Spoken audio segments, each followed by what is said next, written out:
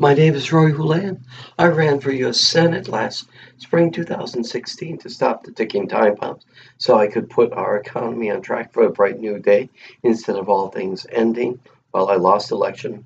Am not running yet, but the ticking time bombs are still here, if not more so. Let me educate you on the ticking time bombs and give you the rest of the story. Part 1N/P. Continuation of Lucius Quintus Cincinnatus Lamar, a most unlikely liberal. Uh, let's take a look at David Pedue's background.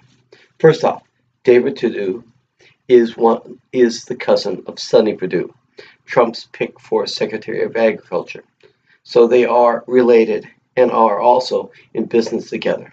And haven't you heard that Perdue name before? Oh yes, one of the big four producers in the chicken industry, the ones that use yellow dog contracts to enslave hard-working folks, chicken farmers. Let's be honest, mostly white folk. Maybe all comments are based on Wikipedias.org. David Perdue. Okay. Now, college education, bachelor's degree, 1972, Georgia Tech, industrial engineering. Is that a science, technology, economics, and mathematics degree? Yes. Master's degree, 1975, Georgia Tech, operational research. Again, STEM. David Perdue is not stupid, far from. Now, his work history. Starts his career at Kurt Solomon Associates.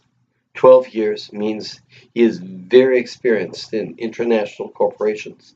Management consultant, he knows corporate structure and information and workflows in corporations. Sarah Lee starting in 1992. CEO means David Perdue has headed one of the food industry's largest corporations. David Perdue knows the ALP food system. Remember, we started the ALP system in our food industry in 1974. Hager Clothing Corporation, 1994, Senior VP of Operations means David Perdue is experienced in the ALP setup of the international clothing business because he helped run a clothing as it transformed from US-based manufacturing to foreign-based contract manufacturing. Remember how contract farming works? Well, it works the same way in the clothing industry too. Reebok Shoes, 1998, Senior VP, President and CEO, reduces company's debt and revives sneaker line in a deal with the National Football League. Changes the brand from a basketball to a football soccer cleat shoes.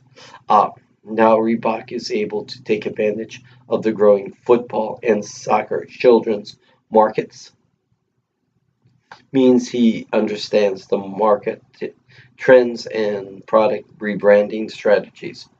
Would understanding product rebranding strategies come in handy when running for office? Interesting coincidence, maybe. That then maybe not. But shortly after David started his campaign, Big C conservative branding hit high gear for the Republican candidates. Now, small c conservatives are great salt of the earth folks whose reputation is better to hide behind. If you're going to line your pockets or line the pockets of big. Remember, Lamar saw the carpetbaggers and the scallywags all waving the bloody shirt to get the vote. Do you think this is going on today with folks waving the conservative shirt instead? Pillowtex, 2003. David lasts about 9 months. Takes over after bankruptcy. Company is still straddled with heavy debt and an underfunded pension to the workers. David Perdue turns to major investors for more money and is rejected. He could neither find a new buyer for the company either. To David Perdue's credit, he tries to save the company through standard old-time practices and gets the door slammed on him by the big investors who see an opportunity to take that pension money. Remember part 3, the corporate greed waltz? I've got a link to it in my Facebook. David Perdue leaves with a $1.7 million golden parachute. Could that be hush money? Maybe.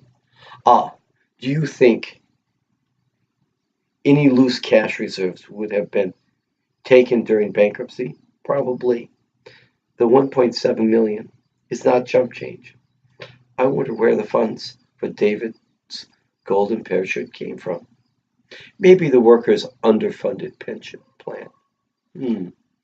As for the workers, Pillowtrex closes its door and a couple months later lay off about 7,650 people nationwide and 4,000 folks in North Carolina, creating then the largest layoff in the state's history.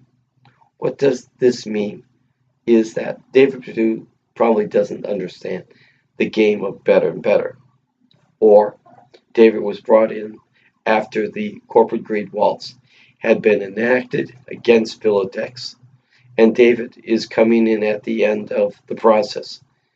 David is trying to save the company, which the big investors don't want to happen because they wouldn't be able to get at the pension funds then.